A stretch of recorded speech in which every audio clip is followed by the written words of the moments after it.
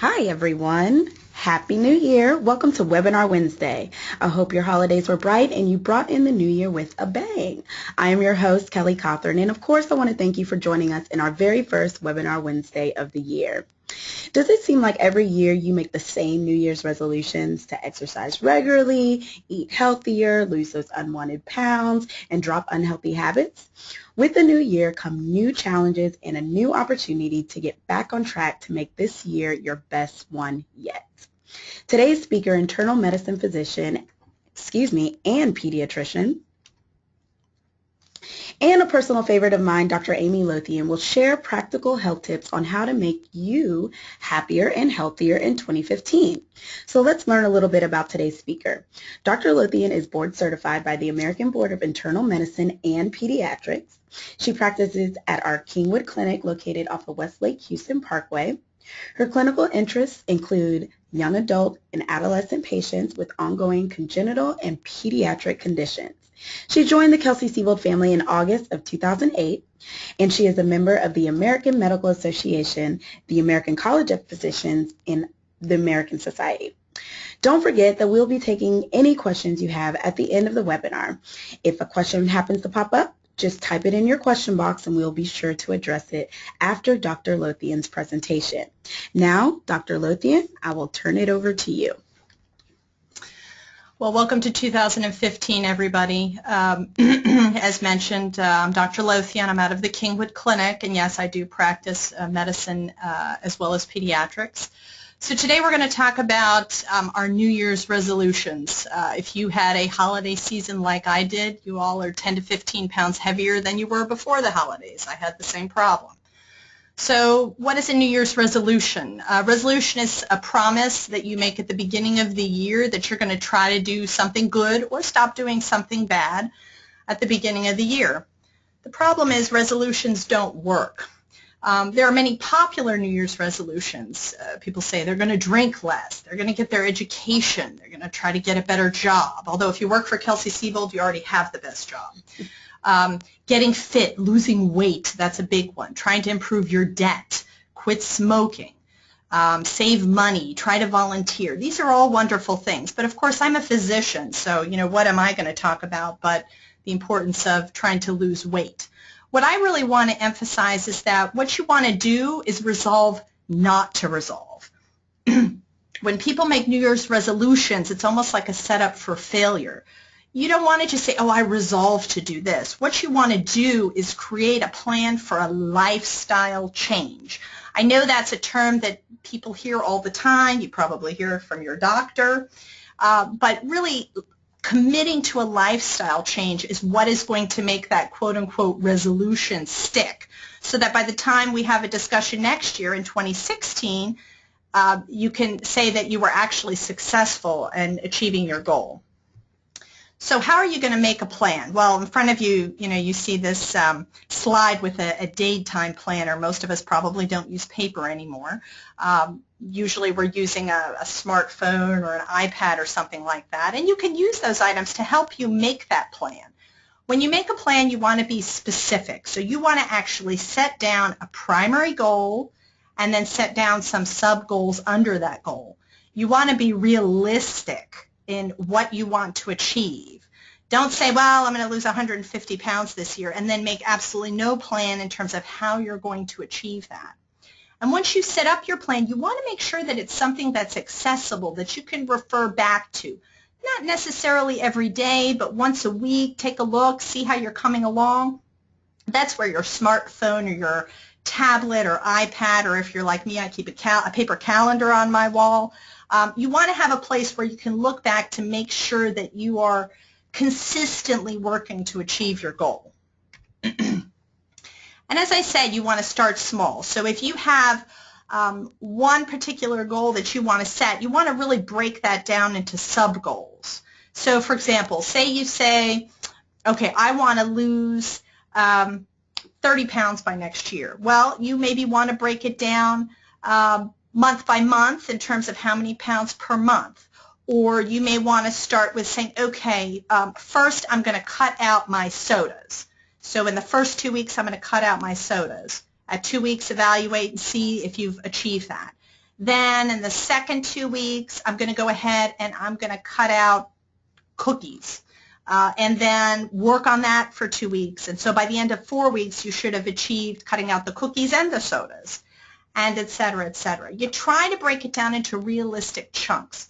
Having practiced medicine for longer than I'd like to admit, I can tell you that patients who are good about breaking things down into manageable bits do well. Patients who don't break things down goal by goal, they don't achieve what they're looking for. So you really want to try to break things down step by step into pieces that you think that you can reasonably achieve. So with that idea, you want to be sure that you're kind of changing your behavior gradually. For those of us who struggle with weight, and I would include myself, it takes time to get overweight. It doesn't happen overnight. It's sort of a slow erosion of behaviors. When we're young, 18 years old, you get out of high school and you're slim and you're healthy and everything is going well. Then you go to further education. You have children, you get married, and the pounds start to pack on slowly. And then, of course, we all use the excuse, I'm so busy at work, I just don't have time to take care of anything. So just like it took time to get the unhealthy behaviors, it's going to take just as long, as, if not longer, to get those behaviors under control. One very, very important point I want to bring up is the importance of having a buddy. I have seen time and time again in my practice that the patients who want to achieve weight loss in particular, those who have a partner or somebody that they're working with do better, particularly married couples. I find that if I have one spouse who comes in and tells me that they want to lose weight, the very first thing I ask them is if their spouse or their partner is going to do it with them. And inevitably, those who are successful, they're successful because their partner is working with them, and they're both working toward healthier habits at the same time. People who come in who try to do it alone have much more difficulty. If one spouse is eating everything in the refrigerator and the other person is trying to eat healthy and avoid junk food, that becomes very, very difficult.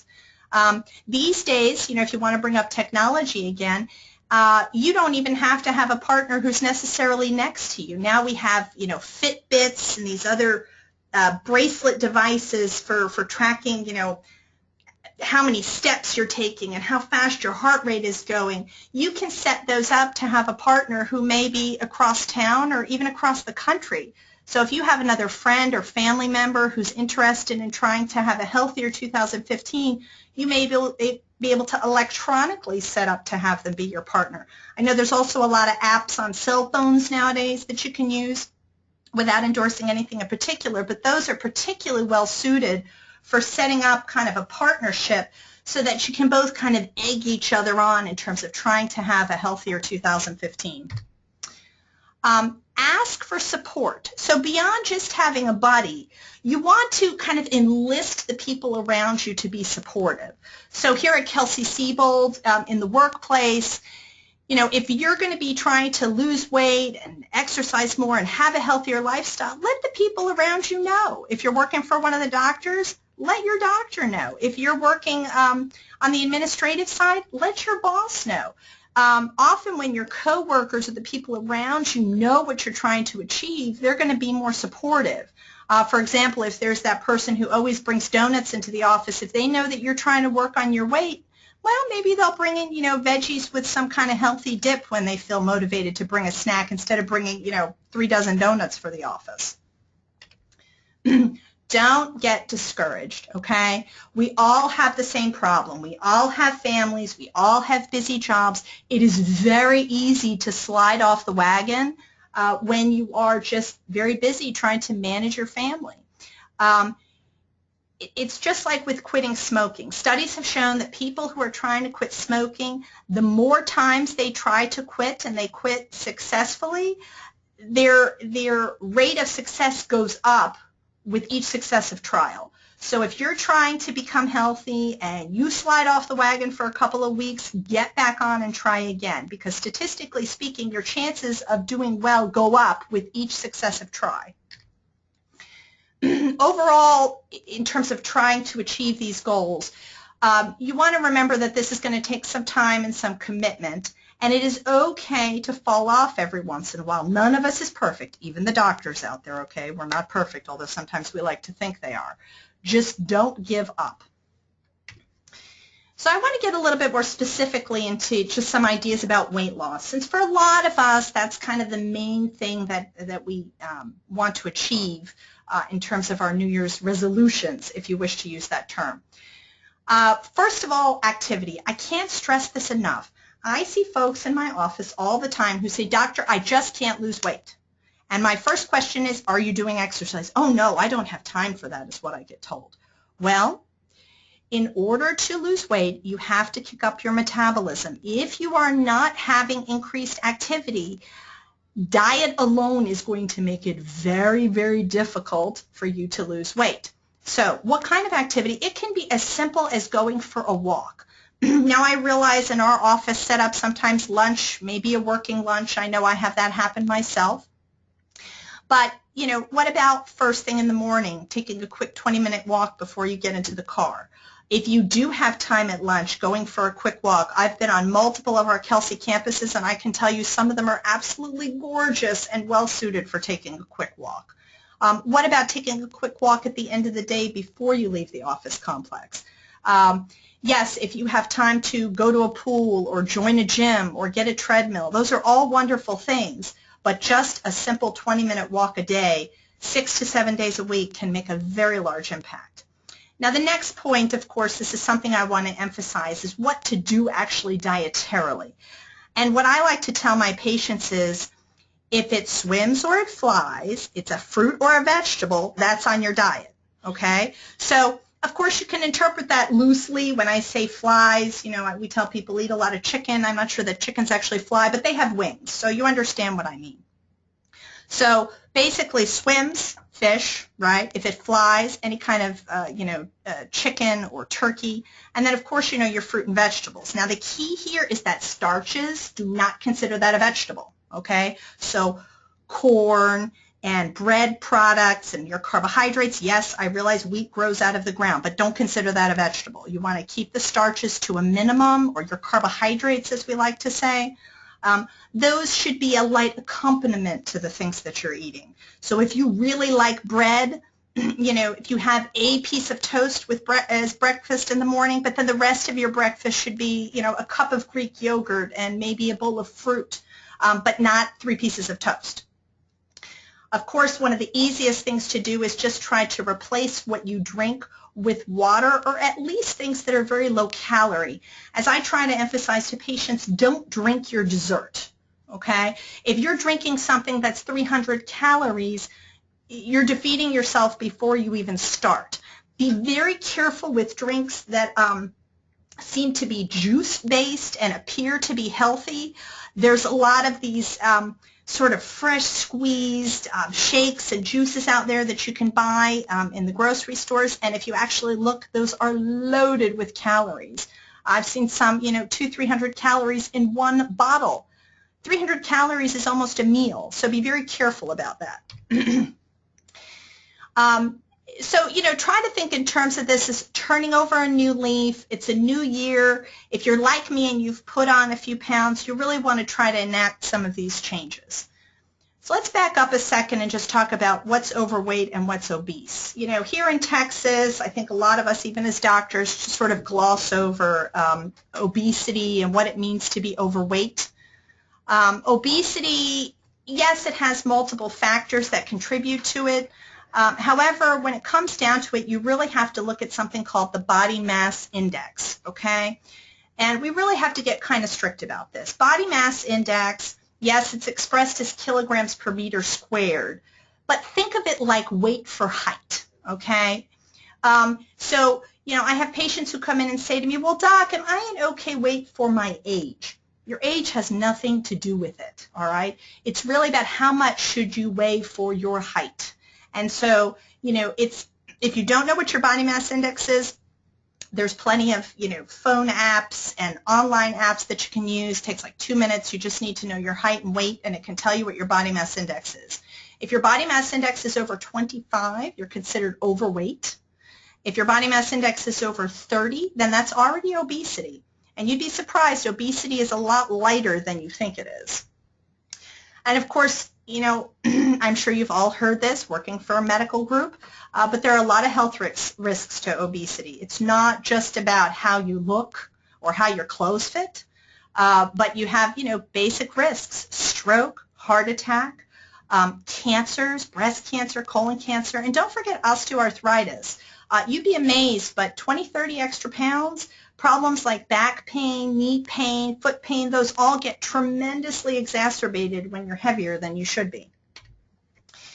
Other things that get worsened by obesity: high blood pressure, diabetes, sleep apnea. Now, granted, those are conditions that do have some genetic component to them. However, they do become worse in the setting of being heavier. I see that all the time.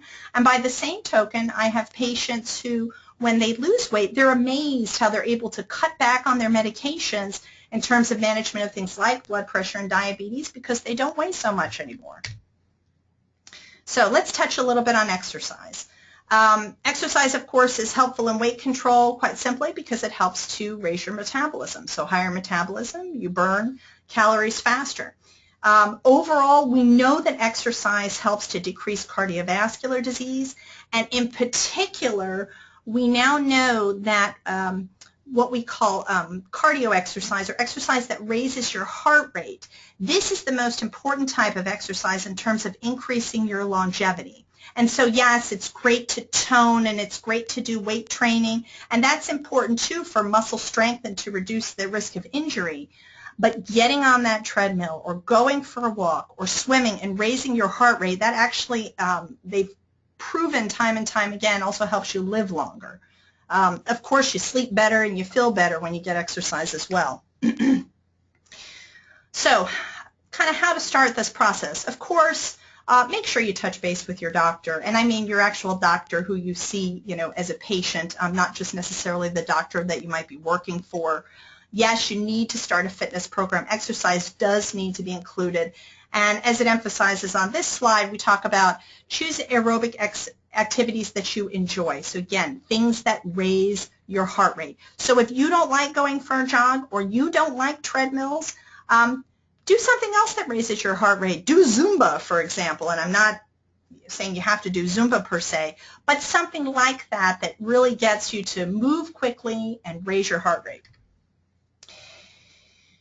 So overall, for weight loss, you want to make sure to set realistic goals. You want to make sure that you have a detailed plan. Another point that I didn't bring up yet is that you want to try to keep some kind of a journal. It doesn't have to be super detailed like it looks on this slide. But, you know, if you kind of keep a day-to-day of what did you do activity-wise, what kind of intake are you having, that can be helpful. And again, that's where we kind of bring in some of those smart items that they have out there now, like Fitbits. Those can definitely help you track in terms of your activity. I just saw a new wrist device the other day that even includes like a heart rate monitor if you want to make sure that you're getting your heart rate up sufficiently when you exercise. And make sure when you're eating that you're not skipping meals. Remember that metabolism also has to rev up when you eat. So when you skip meals, it's actually defeating to your process of trying to lose weight because your body goes into like famine mode and starts to slow down to try to preserve calories. So when you're skipping breakfast and skipping lunch and you don't eat till dinner time, you're actually doing yourself a disservice. Fats, eating the right type of fats. You know, we all talk about good fat and not good fat. An easy way to think of this is if something is processed or pre-prepared, it probably has fat in it that you don't want to be eating. So, you know, if you put the meal together yourself, you know, you made the grilled chicken, you made the salad, you steamed the vegetables, there's really not going to be any saturated fats in there to any appreciable extent. I have listed here work with a dietitian. If you really need to lose a significant amount of weight, it does not hurt to see a dietitian. Particularly if you're in the Kelsey system, we do have wonderful dietitians who are very good at working with you and will work with you step by step. But if you feel like the amount of weight that you're trying to lose is pretty high, a dietitian can definitely help you in terms of making that step-by-step plan. And of course, as I mentioned before, drink plenty of water, or shall we say non-caloric fluid. So if you're not a fan of water, I in particular don't like just drinking plain water, put something in it. You know, use Crystal Light, or use one of these, now they have these sort of diet drops that you can squeeze into the water that give flavor, but they have negligible calories, maybe 1 or 2 calories. It flavors the water, it doesn't have a high calorie content, and it makes you able to keep well hydrated while still finding it tasty. Of course, try to keep your caffeine down. You will find that your energy level goes up if you keep your level of exercise to a consistent rate. You know, if you exercise at least 20 minutes a day, you'll actually find you need less caffeine. You want to make sure to get in those fruits and vegetables. If I harken back to what I said before, if it swims or it flies, it's a fruit or a vegetable. It's on your diet. So don't forget about those fruit and vegetables. They are a large part of the food pyramid. Make sure you're getting your exercise. Taking the stairs is a great way to do that. I know in my office we don't have stairs, but if your office does have stairs, take those instead of the elevator.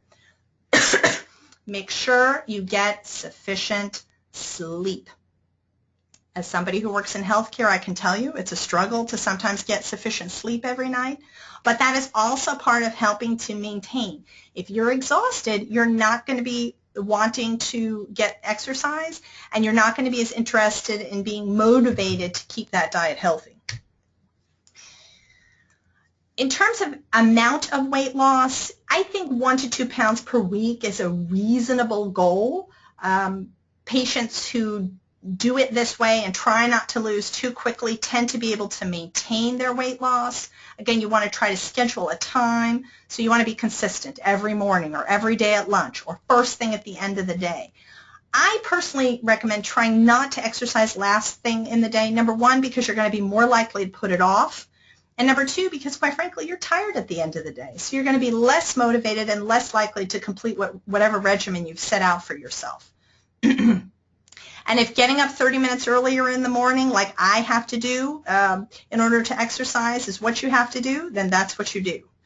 And as I mentioned before, it's important that you get plenty of aerobic exercise. You can also get strength training. They recommend a couple of days a week for that, but your aerobic exercise is the most important in terms of living longer. And in terms of your exercise program, you can start off slow. If you're somebody who doesn't normally exercise, you may want to increase slowly by time. So the first day, you might only exercise for 10 minutes. And you may do that for a week or 2. And then after a couple of weeks, you do 5 minutes longer. And then after a couple of weeks, you do 5 minutes longer again.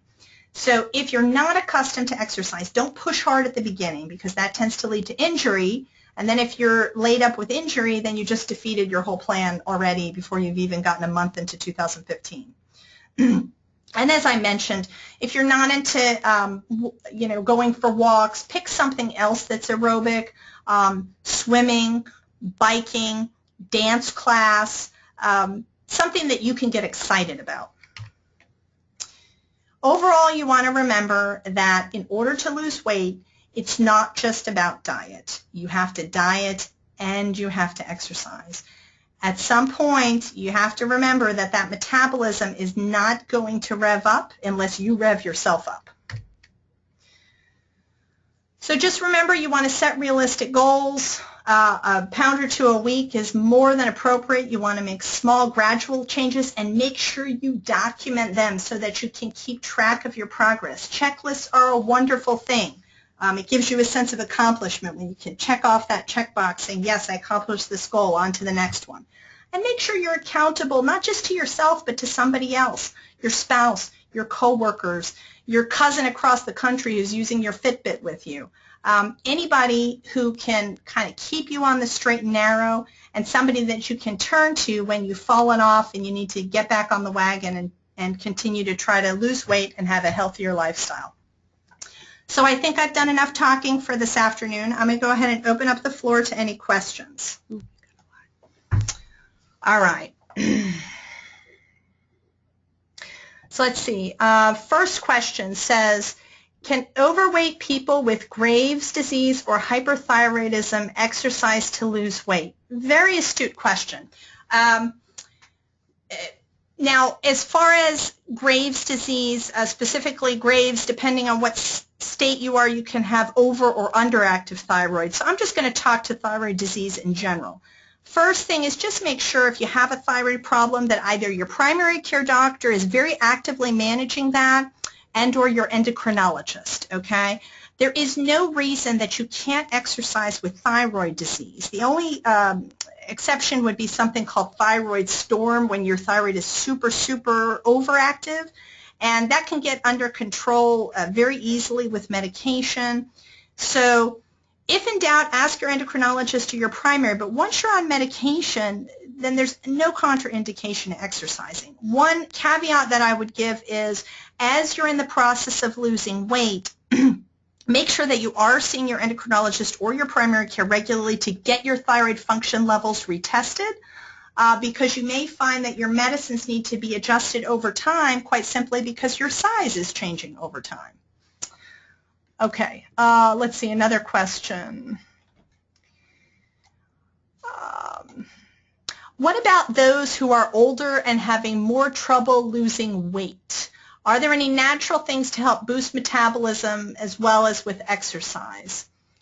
I get this question a lot. I see a lot of older patients, and when it comes to being older, there are some other considerations. Number one, remember, exercise is still very important when you're older. So if you have troublesome knees or ankles or hips, try to think of something in terms of exercise that's more low impact.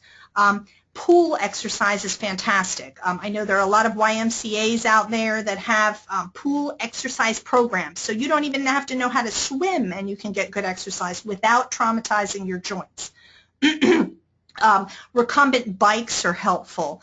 Again, if you like dance, something like Zumba, it's actually pretty low impact. You're doing a lot of movement of the hips and this kind of thing. As far as natural things to help boost metabolism, I mean, really the only thing out there is caffeine, and I'm not a proponent of using caffeine other than maybe, you know, if you drink your cup of coffee a day, because there's too many risks in terms of hypertension and elevated heart rate. So there's really not a great supplement that I'm aware of that's truly effective in terms of boosting weight loss. This is an interesting question. How can you address someone who is overweight without hurting their feelings? So I think the question is, how do you bring up to somebody who's overweight, hey, you know, I think I'm concerned about you. Maybe we need to consider this as a problem. Of course, you know, it depends on the person that you're talking to, but I think it's important to take kind of a collegial approach. So if you're talking to a family member or a close colleague or a good friend of yours, you know, you want to bring it up in terms of, hey, I'm concerned about you. I would like to be there for you. I would like to work with you on this. This is where that partnership idea comes up. So just be prepared. If you're going to start to talk to somebody about being overweight and or obese and what that person's going to do about that, you better be prepared to help them, because, you know, you may be the one who's linked up your Fitbit to their Fitbit so that the two of you are trying to work on healthy lifestyle together. So that's the only thing I would say, is make sure you're prepared to be helpful. You can't just make the comment. You have to be ready to help. Let's see. Another quick side question. Over-the-counter weight loss supplements, are they okay for you? Be very careful with over-the-counter supplements. They pretty much all have stimulants in them, either things like guarana or caffeine, and often these are at high levels, much more than you'd find in a cup of coffee. So I tend to have patients come in with troubles like dizziness, heart racing, elevated blood pressure, so I usually caution against those. Let's see. Does diet soda cause weight gain, or does it just make you crave sweets and therefore you gain weight? Okay. Couple things about diet sodas. Number one, if you are an absolute soda addict, yes, I would prefer that you drink diet soda over regular soda because it does have less sugar, a lot less sugar, or no sugar.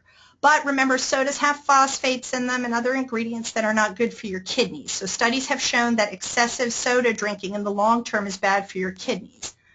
That being said, the soda in and of itself, there's nothing in the soda that makes you gain weight.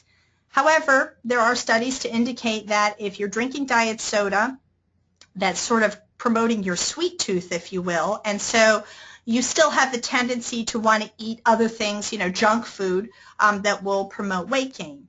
So I try to tell folks, use the diet soda as a bridge, okay? If you're somebody who eats junk food and you're into soda, start with the diet soda as a first step. Remember, we talked about taking goals and breaking them down. So maybe the first goal is move to diet soda. Then maybe the second goal is use seltzer and maybe spike it with just a little bit of juice. And then the next goal is move to Crystal Light. And then the next goal is move to water. So something like that, okay? Let's see. Are there some tasty ways to prepare common veggies to help my family enjoy the healthier sides? Oh, this is an excellent question. As a mom and a stepmom, I can tell you that sometimes it's a challenge when you want to have a healthy diet and the younger members of your family are not so interested. So yes, it's important to get creative. That's where the internet comes in. I've actually given a lecture before about how to get picky eaters to eat, and this kind of applies in terms of getting your family members to buy into eating healthy. So for example, if you plan on stocking up your refrigerator with veggies, you want to try to make it accessible and attractive. So if you're going to do vegetables, it would be a good idea to have pre-cut stuff in containers in the fridge, ready to go. And then you want to provide some alternatives with those vegetables so that the kids and or your spouse are more interested. So for example, if they like dip, maybe you could put dip in the refrigerator, but instead of buying a pre-made dip, you can buy 0% fat sour cream and then doctor that up with, various spices and lemon juice and this kind of thing to make it taste good so that the dip is there, it's healthy, but it's not breaking your particular dietary goals. So that's just for example. Okay. Let's see. Here's a good meaty question. Can a person who has a defibrillator do exercise, and in particular cardio or aerobic exercise? There's no reason with a defibrillator that you can't do cardio exercise. It is important to get your defibrillator checked on a regular basis, and your cardiologist is usually the person who arranges for that. But as long as the defibrillator is working appropriately and your cardiologist has not otherwise advised you that you can't exercise, yes, exercise is appropriate. The heart is a muscle and exercise is good for the heart. So I don't see any reason why you can't exercise with a defibrillator. Do we have time for another question? Yeah, we could take one more. Okay, so we're going to take one more question. Okay, here we go. I have never been a breakfast eater. Is it necessary to eat breakfast? That seems to be additional calories that I wouldn't otherwise add. Okay, as I mentioned before, it's actually important not to skip meals. I've seen various things on the television about, you actually need to eat 3 meals a day in order to lose weight. There is some truth to that. Remember, when you eat, your body's metabolism revs up to help in the digestion process. So when you skip meals, your body almost goes into famine mode. So it slows down kind of the rate that your body's metabolizing. So when that happens, you tend to hold on to the pounds. So it's important that you have 3 meals a day. They don't have to be huge meals, but unless you have a medical problem that results in a contraindication to protein, I emphasize to folks, make sure you include protein in your meals. Okay, protein allows you to feel satiated, make you feel that you're full enough, and it also is slow burning, and so it actually allows you to have more energy throughout the day. So, just a piece of fruit for breakfast is not enough. I would actually encourage people who don't eat breakfast to consider some kind of protein choice for breakfast, like egg white, tofu, maybe some lentil soup, lean chicken strips that don't have breading on them, maybe some atypical choices, but those proteins consumed in the morning actually give you better energy, and then you're less likely to overconsume later in the day. So it's actually not defeating to eat breakfast. It can definitely promote a healthier lifestyle. All right, so I think that we're to the end of our time. Hopefully you've enjoyed this presentation, and good luck to everybody for a healthier 2015. Thank you so much, Dr. Lothian. Thank Well, I you. hope you all are motivated for the upcoming year, whether you're trying to get in shape or trying to quit that unhealthy habit like smoking. And I really hope you took Dr. Lothian's advice to heart and will remain focused from January all the way through to December.